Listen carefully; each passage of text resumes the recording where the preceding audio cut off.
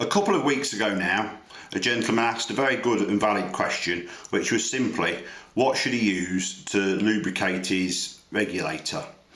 So we'll answer this in a couple of parts, and we'll firstly start off with what you mustn't use.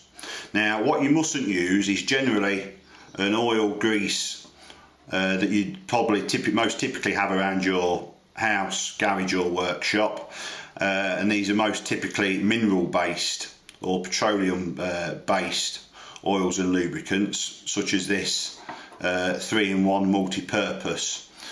As you can see on the back here, it says it's suitable for push bikes, door hinges, child swings, wheelbarrows, secateurs, typewriters, etc, etc. So generally around the home this is a very good lubricant to use, but you mustn't use it on your Airgun regulator.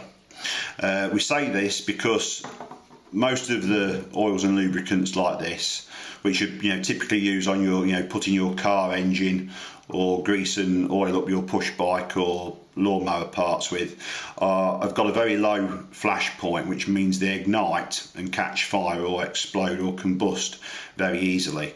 You shouldn't use this in your Airgun, because the air going into your Airgun when you charge it gets very, very hot and under great pressure, and that can cause combustion and what's called dieseling or an explosion. So you mustn't use mineral based oils that you would typically find around your house, although they might work well on other things that you're doing, and you use them on rubber seals, in simple outdoor taps and things. I wouldn't use them in your Airgun. The reason for this is, and I'll quickly explain, we're back to the small model engine that we've seen before. Some of you will be familiar with little model diesel engines, other people won't. Now, these engines don't have an ignition spark, they don't have a coil heater in them like a car diesel engine. They simply work on compression, and all it is the piston. When the engine goes round, the piston goes up and down. You might be able to see through the slot, and it causes high compression in the head. The compression in there is enough to cause an explosion and for the engine to run. So this is some fuel for this engine that I've made up. You can see the oil hopefully here has settled into the bottom of the bottle because it's been stood for some time. So this fuel is a bit like you're using a two-stroke engine.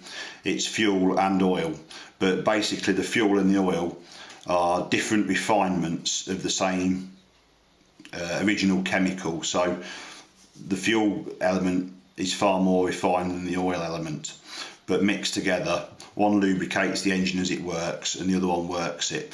But if you were to put a few drops of this or the oil in the bottom of here onto your regulator or any other internal part of your PCP, when you were to fill it up with air, the sudden heat change and the high pressure would cause an explosion. So you mustn't use anything along the lines of this because it'd be exceptionally dangerous. So, having eliminated what you certainly shouldn't use, what you should be looking for is a silicone based lubricant. Probably best to look for something that's suitable for water and food applications, and then you know that it's very safe, and also a product probably with a high flash point, because even with silicone greases, depending on their constituent parts and how they're made up, you can also get a low flash point with the silicone grease. So you want to be looking for a high flash point silicone grease, and preferably, if it's suitable for use with water and food grade use, then that's the best stuff to use. Now, choosing the right silicone grease is actually going to be quite a boring process, and what I mean by boring is the regulator isn't something that's under any particular form of load. And by this I mean other applications where you would use grease and oils at home or be used to, say in your car engine.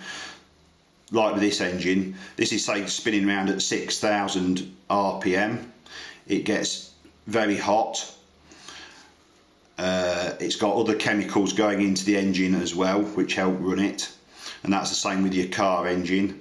So you've got a chemical load, a load of heat, and also the friction load. So there's lots of things if you've got a very mechanical product that you need to look into. Now with your regulator, it's a very simple item.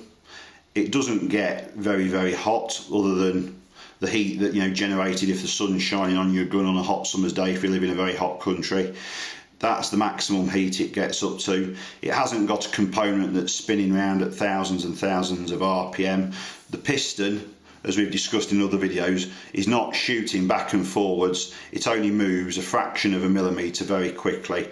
So you're not talking about looking for a grease that's got any specific special properties to cope with heat, cold, movement, particular types of other chemicals that are going into the system, because we've just got dry air flowing through it. So as I said, if you just stick to looking for a high flash point silicone grease that's suitable for use with water and food products, if it was going to be used on a machine that was going to be used for food in the food industry, then that should be ideally what you're looking for. The other aspect of the lubrication that you need to be very interested in looking into when you're looking for a suitable lubricant to use with your regulator is the viscosity or the thickness of the silicone grease. You can get exactly the same product, but it's got different chemicals mixed in with it to alter, I guess, what you describe as really its runniness. So there we have some, as you can see. It's quite a bit thicker than water, but you can still see it sloshes around in that little tumbler. And at the other end of the scale, you've got exactly the same stuff, but it's been mixed up in a different formula. And this is very tacky. As you can see, you can pull it up into thin strings and it's hard to move about. So it's the viscosity that you're going to be interested in. So this is the one here that you'll have had issued to you, and this is just classed as standard silicone grease. If you've bought one of our regulators, you'll already know what this is like. You can put it between your fingers and it's quite slippy and slimy. We wouldn't describe it as runny, and it's still got a thickness and a consistency to it if the camera will focus. But it is sort of liquidy. So, and as that gets moved around the regulator and it warms up in the regulator, if it was in the sun, that it would become of a thinner consistency.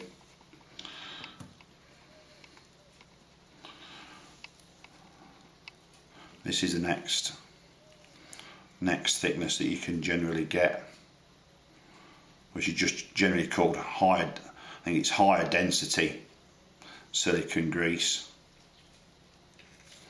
And then the one on the end, the very thick one, is sometimes called high tack, because it is quite thick and tacky.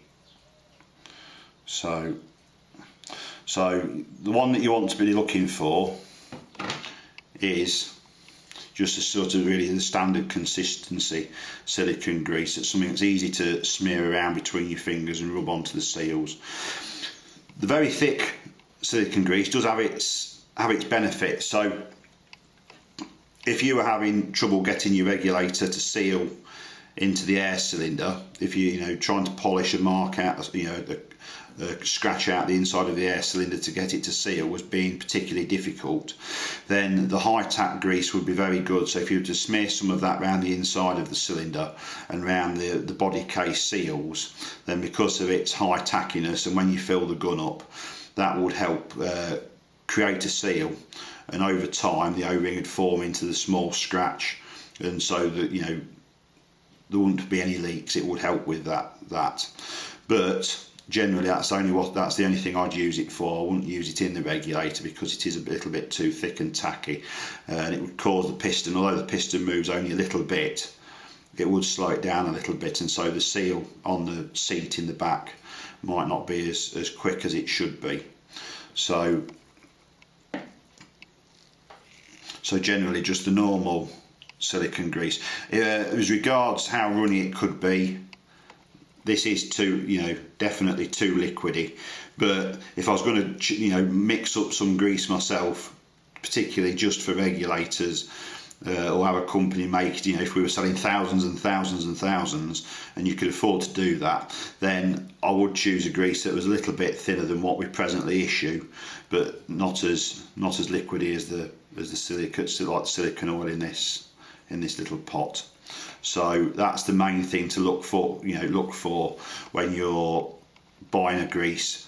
If you can put it between your fingers, or it'll hold itself on a piece of on a surface without running out, but just start to say move and bow. So if you were to hold that up and it would start to gently ooze its way out of the container, then that would be about the viscosity and consistency you want. So I wouldn't use this unless it was on the body case seals. This high tack is too thick for use in general regulators. One of the reasons we say not to use the very runny lubricant, it is quite good. There's nothing wrong with this as a lubricant. The problem that we found in the past with using the very thin silicone oil is, although the piston's not shooting back and forward, it's not shooting back and forward a great distance, because when it does move, it moves a little way but exceptionally quickly. We found that this can froth up, a bit like putting fairy liquid in the bath. You can end up with lots of bubbles, which is good inside the regulator as a lubricant, but the more it bubbles up, especially in hot weather, then you can end up with it bubbling out the breathe hole on the regulator and bubbling out the hole on your gun, and so you're losing it. So I'll try to avoid anything that's as runny as that.